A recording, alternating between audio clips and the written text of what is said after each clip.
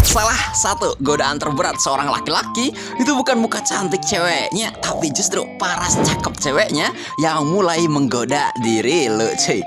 Ya gue sih jamin ya kan, kalau cuman cantik doang ya kan, tapi dia tuh masih di mode sosialnya ya kan, itu kayak masih belum nunjukin wajah sebenarnya gitu, cuy. Beda kalau sama dia itu udah siap-siap mau menyerang kita, anjir. Mau banget gue diserang, anjir. So oke ya kan, jadi kali ini akan gue tuh bakalan ngebahas manga yang kayak nyeritain gitu cuy, betapa bahayanya godaan jebakan malam pertama. Dan manga ini itu berjudul Honey Trap Shared House. So seperti apa ya kan jalan cerita manganya, langsung aja kita gasin ke pembahasan alur cerita manganya cuy. Jadi awal mula kita itu dilatih sama seorang MC yang bilang kalau mampu memanfaatkan kelemahan dan mengendalikan lawan sesuai dengan keinginan kita, itu adalah cikal bakal sosok menjadi seorang spy terkuat. Nah di sini kita dilihatin gitu cuy, sama seorang gadis cilik yang memohon gitu kalau ya biarkan dirinya itu menjadi istri dari seorang cowok yang bernama Hayato. Nah, selang 15 tahun setelahnya cuy, kita itu diliatin sama seorang MC yang lagi bersama sama seorang lonte yang mau ngasih fan service kepada dirinya. Namun si MC yang bernama Hayato itu kagak mau gitu cuy, karena dirinya itu cuma pengen ngambil sebuah flash disk dari si gadis lonte ini. Ya di sini sebelum balik si Hayato itu sebenarnya diajak gitu cuy untuk main sama si lonte ini. Namun ya di sini si Hayato itu kayak malah dibuat galau gitu cuy sama si lonte ini, karena dirinya itu kayak nyinggung soal pacarnya si Hayato yang udah ninggalkan dirinya. Ya di sini si Hayato itu bercerita cuy kalau ya dirinya itu adalah seorang spy dan dirinya itu harus tahan dengan godaan seorang wanita. Dan dia di sini itu kayak langsung nodongin pistol gitu cuy ke gadis ini. Nah ya di sini alih-alih mau menembak si gadis ini ya kan, si Hayato itu ternyata lagi menembak seorang mata-mata yang lagi mengintai dirinya cuy.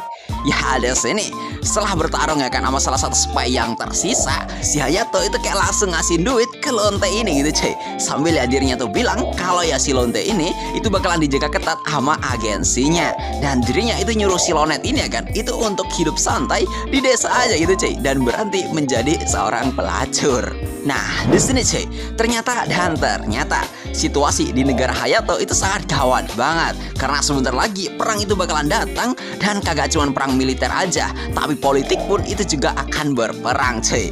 Ya di sini ya kan, setelah menyelidiki soal USB yang dikasih sama si lonet ini, ternyata ya si USB ini itu kagak ada isinya sama sekali gitu cuy. Cuman ya karena ada sebuah informasi rahasia ya kan, pada akhirnya itu ngebikin dirinya mutusin gitu untuk datang ke sebuah rumah singgah yang bakalan kedatangan seseorang yang penting cuy. Dan di sini kita itu sedikit dikasih tahu gitu cuy, kalau ya misi utama si Hayato di rumah ini itu adalah menjadi penjaga di rumah ini cuy. Dan setelah dirinya itu kayak mutusin untuk masuk ke dalam rumah tersebut, dirinya itu malah dibuat terkejut cuy, karena ya di dalam rumah tersebut itu malah terdapat seorang gadis yang berdiri diam membatu gitu cuy. Dan setelah menyapa gadis ini, tiba-tiba si gadis ini itu kayak langsung menyerang si Hayato gitu cuy, mana dirinya itu kayak menyerang membabi buta anjir, sampai ngebikin si Hayato itu masuk ke mode tempurnya cuy.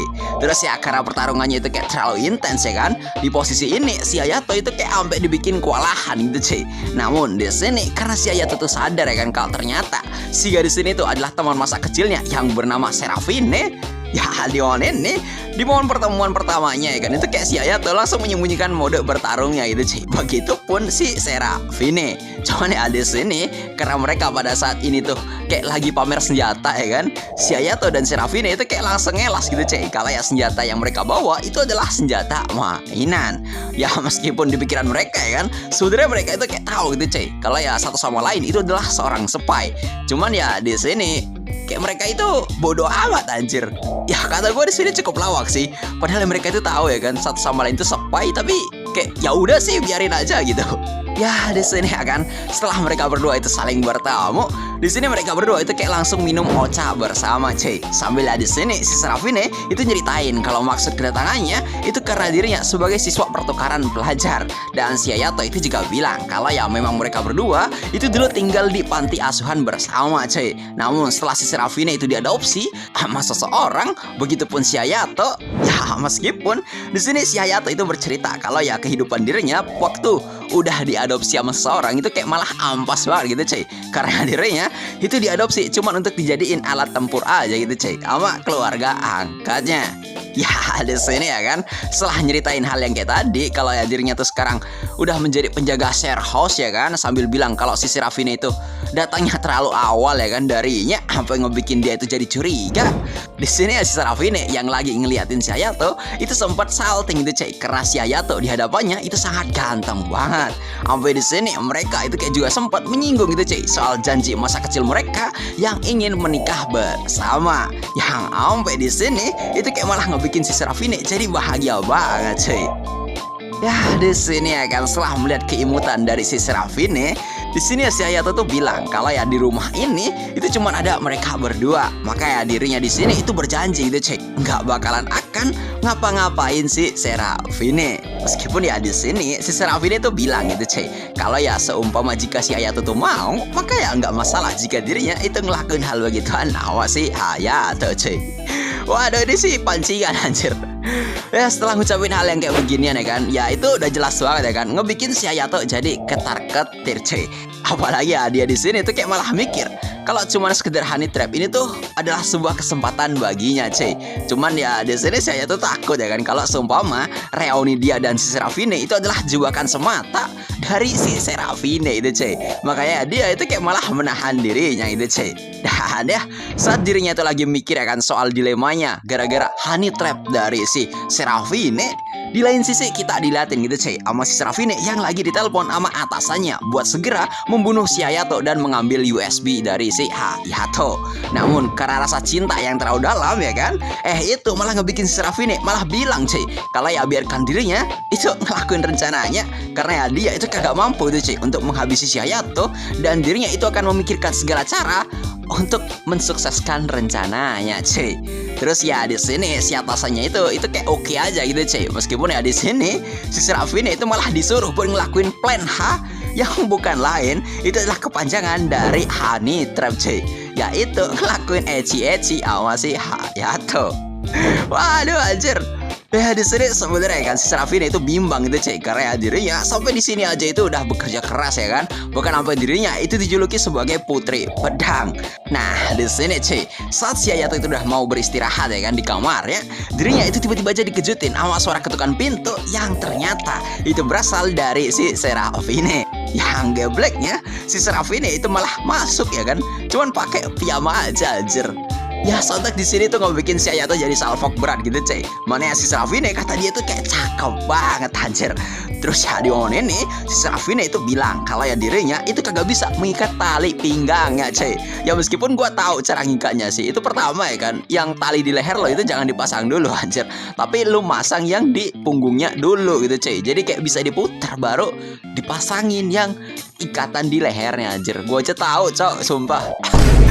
Ya di sini ya kan, pada akhirnya setelah dirinya tuh kayak meminta bantuan kepada si Hayato, di sini setelah ngebantuin ya kan, di sini malah mereka berdua itu kayak saling menahan malunya itu cuy. Sampai di sini itu ngebikin si Hayato jadi malah ngelas anjir.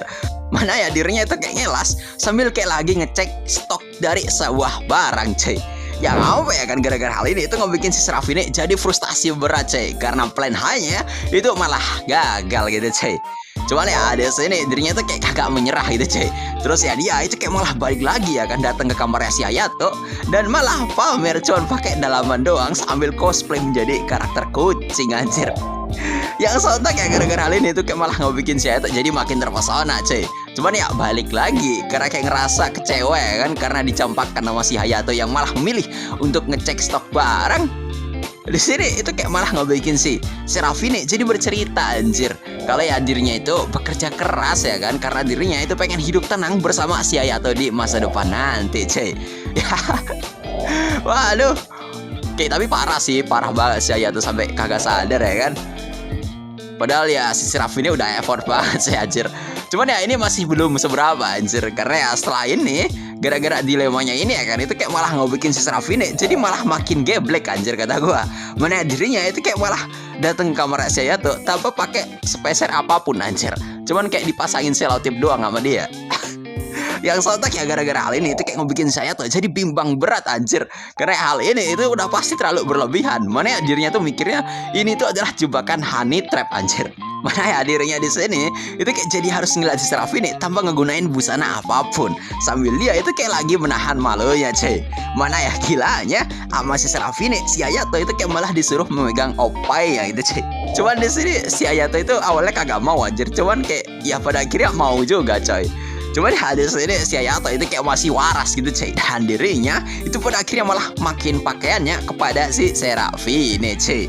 Namun ya di sini di momen romantis ini ya kan, mereka berdua itu malah dikejutin anjir sama sekumpulan orang-orang yang malah mau membunuh mereka karena rebutan untuk mengambil USB milik si Hayato.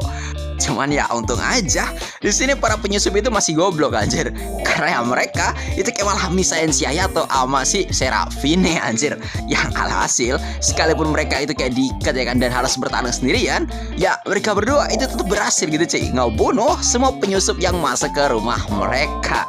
Ya meskipun balik lagi anjir, mereka berdua itu jadi saling ngejaga jarak karena takut kedoknya itu bakalan kebongkar cuy. Ya meskipun di sini mereka berdua itu sama-sama tahu anjir akan kedok mereka masing-masing. Dan ya sepertinya ya kan kehidupan si Hayato itu kayak bakalan beneran berubah sih anjir kata gua. Apalagi ya dirinya itu pernah ngeliat lekuk tubuh milik si Serafine cuy. So, jadi gimana menurut kalian ya kan mengenai manga ini? By the way, buat kalian yang suka sama konten gue, jangan lupa menekan tombol subscribe dan gue di sini undur diri. See you next time, sampai jumpa lagi cuy.